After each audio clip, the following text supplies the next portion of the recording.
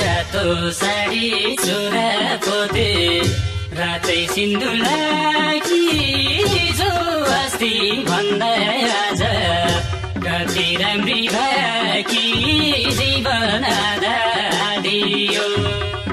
रातै सिन्दुर